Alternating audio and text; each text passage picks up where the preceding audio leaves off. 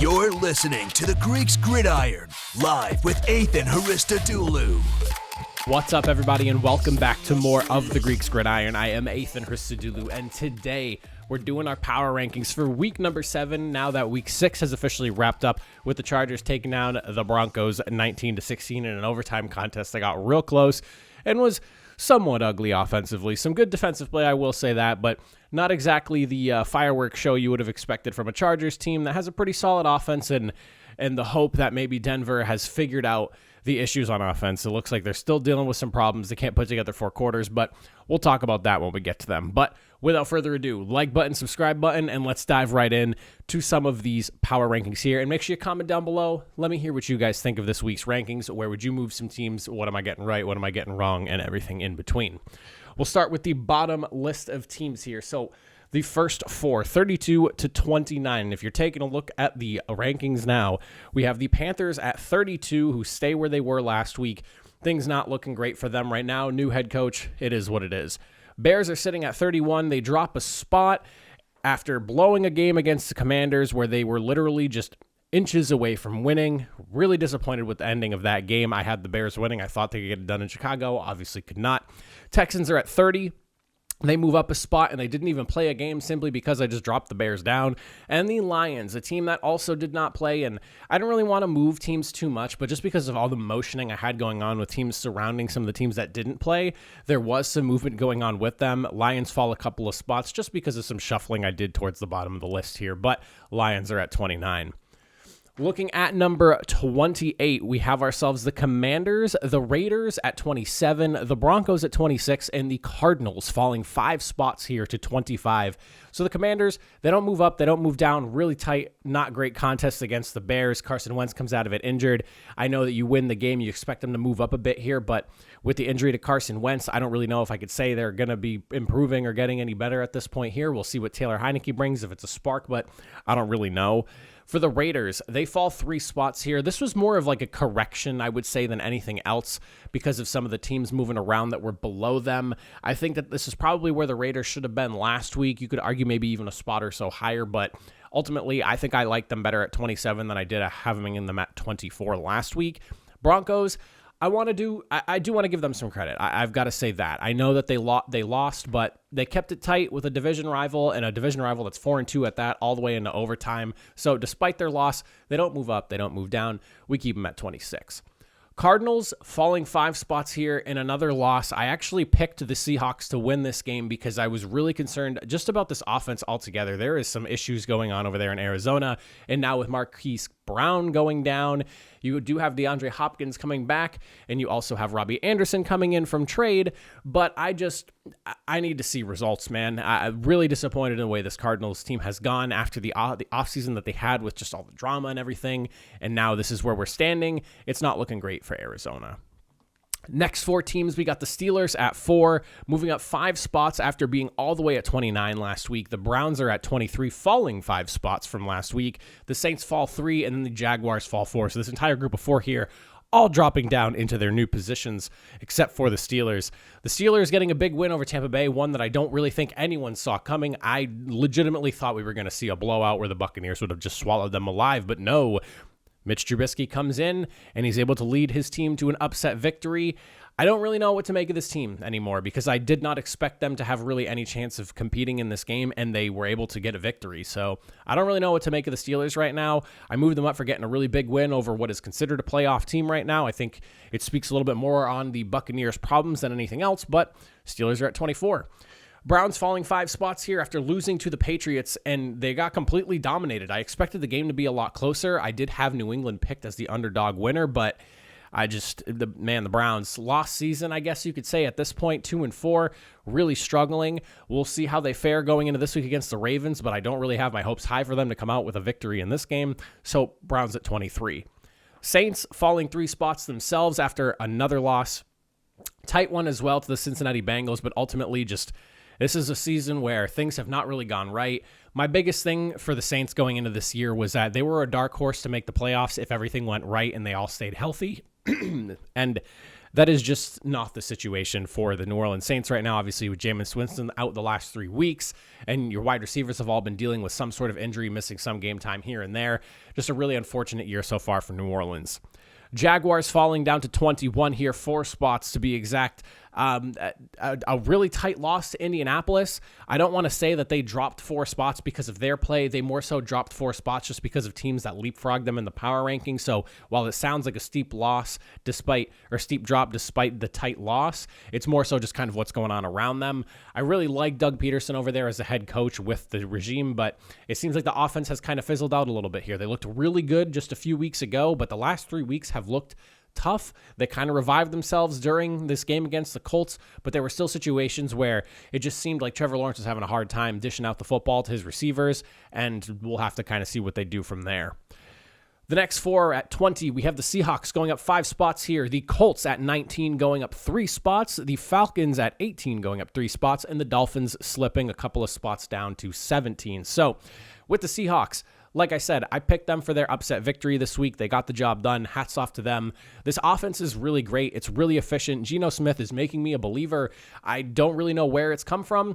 The defense, on the other hand, though, not necessarily just giving me too much to want to buy, I guess you could say. I don't really want to say that they're not selling anything nice. It's just that the defense, it's shaky. However, they did look good against Arizona. I'll give them credit where it's due. 19-9 victory, solid. Offense not quite where it needed to be, although you're going up against a better Arizona Cardinals defense. Not one of the best, but definitely a little bit better than some of the teams you faced.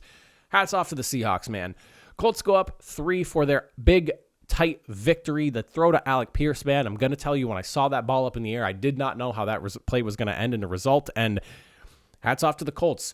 I picked them to win this game. I really felt like the Jaguars were going to win, especially in the early portion of the game, as the Jaguars are kind of pulling off a pretty big jump in the lead there. But ultimately, Indianapolis, they're maybe starting to find themselves. I don't really know. I have them at 19. I don't really know what to make of them. These teams that are kind of in the middle of the pack, I don't really know what to make of some of them. And that's where I kind of stand with the Colts right now.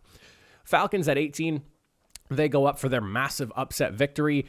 I don't really want to discredit this victory, but I will say this. For all the hype around the 49ers defense and how good it is, the offense is not necessarily great over there right now, being led by Jimmy Garoppolo, and I've talked about this here and there as we've gone through the season so far, but I do want to say that the 49ers defense is also dealing with some injuries. So Falcons, between a combination of good, clean offensive play from Marcus Mariota, taking advantage of turnovers when they popped up, a really good win.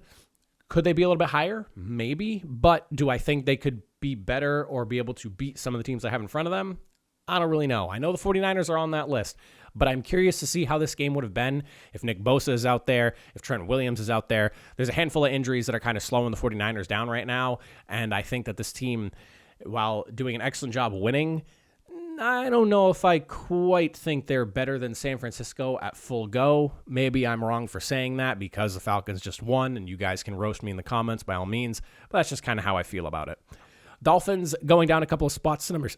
Losing my voice here. The Dolphins at number 17, -2 spots here. Despite another loss, I feel pretty good about them with Tua coming back. We'll see how they fare going into this next matchup, but it's been a tough year for the Dolphins so far at the quarterback spot, just kind of going through a rotisserie of quarterbacks, I guess you could say, with all these injuries. Hopefully things get better for the Dolphins now at this point. I really like this team with Tua at the helm, and I have some high hopes for them now that Tua's cleared from concussion protocol and he's ready to go against the Steelers. Next group of 4, we're looking at the Packers at number 16, the 49ers at number 15, the Patriots at number 14, and the Buccaneers sitting at number 13 here. So the Packers free-falling 5 spots here after their loss this week. I've got to say, I cannot believe how poor the offense of the Packers has been this year. I understand the youth and the inexperience at wide receiver, but it seems like there's more going on than just that, because it's not just the young guys that are missing plays. There's just a clear loss of rhythm with this offense. Like, it does not have an identity now that Devontae Adams is gone, and there's a clear issue going on over there in Green Bay, and I really hope they figure it out. Plus, offensive line has not looked excellent. The 49ers at number 15, dropping 6 spots here after losing to the Falcons. I was kind of not really sold on them being a top 10 team, but everyone else around me was like, oh, 49ers top 10. And I saw a lot of top 5s for the San Francisco 49ers. But After seeing them lose to the Falcons this week, I know I just kind of defended them for injuries and whatnot, but it did confirm some of the concerns that I do have about this team with some of the things that I saw on both the offensive and defensive side of the ball. So I like them right now at number 15. I do think they're in the upper half of the league right now, but I don't really know if I would say that they're a playoff team at this very second.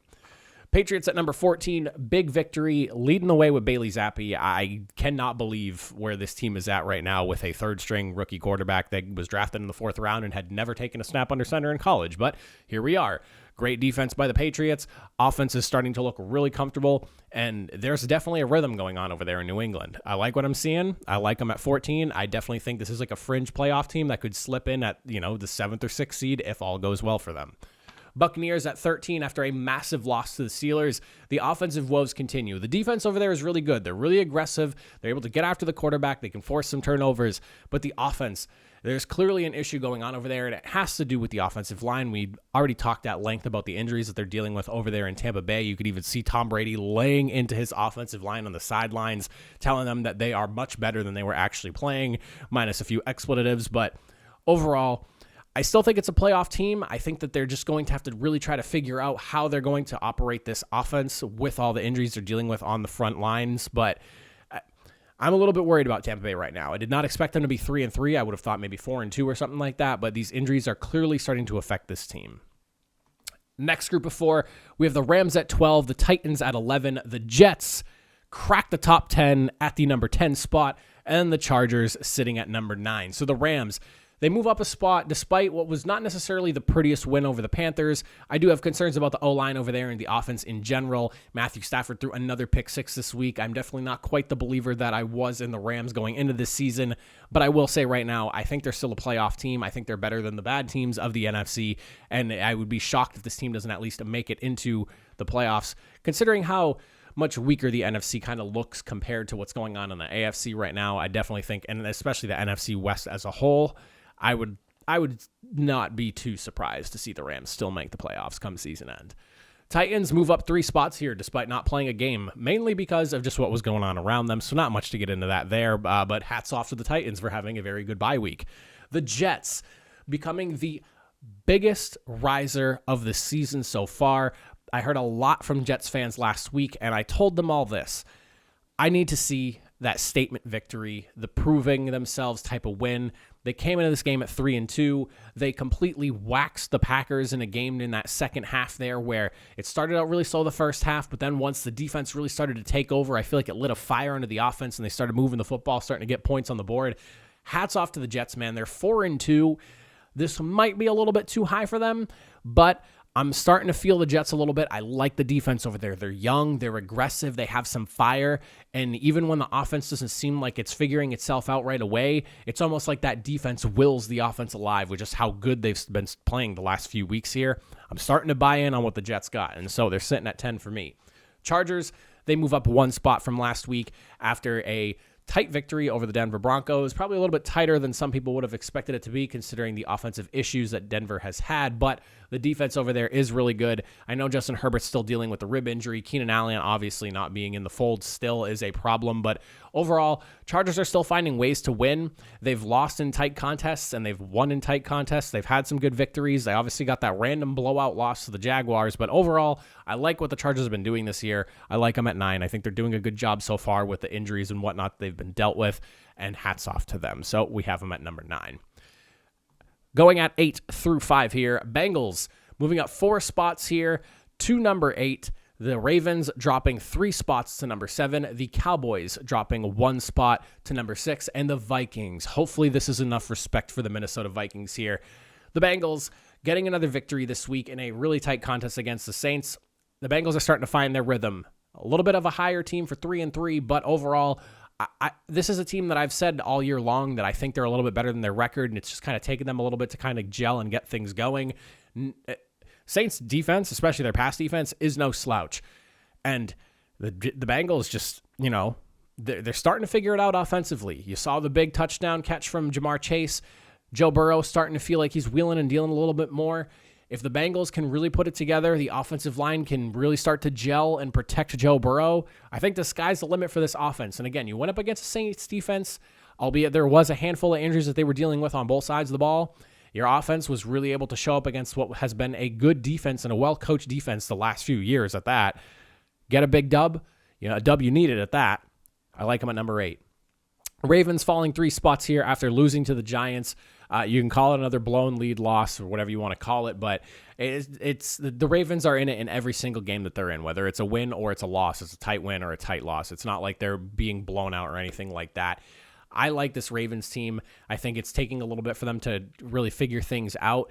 I know that they're dealing with some injuries here and there as well. They didn't have Devin Duvernay going into this game, so I'm sure that definitely, or I'm sorry, I don't think that they had Rashawn Bateman. That's who it was. So I know that they were dealing with some issues on the offensive side coming into this game here, but overall, I still believe in Lamar Jackson. I think John Harbaugh is one of the better head coaches in the league. You take a loss to a Giants team that has completely shocked the world and is at 5-1 right now. I don't really think you need to drop the Ravens too far for that. I still believe in this Ravens team. I still think they're one of the better 3-3 teams in the league, and they could be better than some of the teams that are 4-2 right now potentially. But I still like Baltimore. Despite Lamar Jackson's first loss to the NFC, I keep them in the top 10. They're sitting at number 7. Cowboys only dropping 1 spot. You lose to the best team in the league, and you lose in a tighter contest. You made it tight, and the scoreboard makes it look a little bit further apart than it actually was, but it was a really interesting game, and it's tough. This is a team that boasts a really good offense, and I think once they get defense, boasting a great defense right now, and once they get Dak Prescott back, if they can start to gel, I think can have a really good offense as well.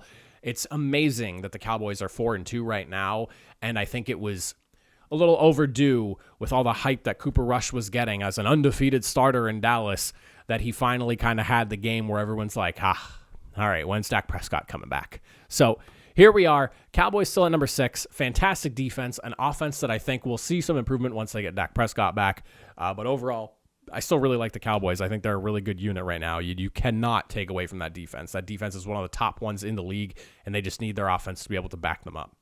And then the Vikings at number 5.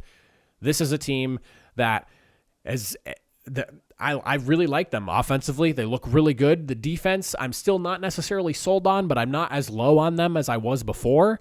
But the Vikings can hang with the best of them. They're 5-1 for a reason. They have a very good offense. I mean, you have 2 excellent wide receivers, an excellent running back, and Kevin O'Connell proving his worth so far as a head coach. You go up against a Dolphins defense that has been fairly problematic for a lot of teams. It's just that they don't have a quarterback right now, but Dolphins defense, no slouch on its own. You do a good job. You handle your business. You get it done.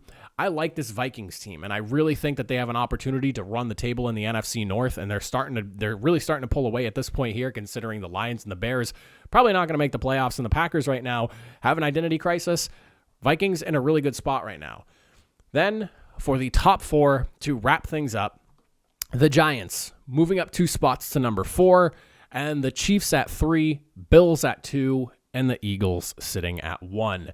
The Giants are the only mover in this top 4 here. They slip into the very high point of this list. The Giants, man, I cannot say enough about this team. They are finding ways to win, and they're doing it late in the game in the 4th quarter in those big moments, and this is like a complete, total opposite of what we've seen from the Giants the last 3 years. And if it really is just coaching that they needed to have fixed, I cannot believe they are where they are. But hats off to the Giants, man. I mean, you want to talk about a surprise and just an unexpected circumstance. I cannot believe the Giants are 5-1.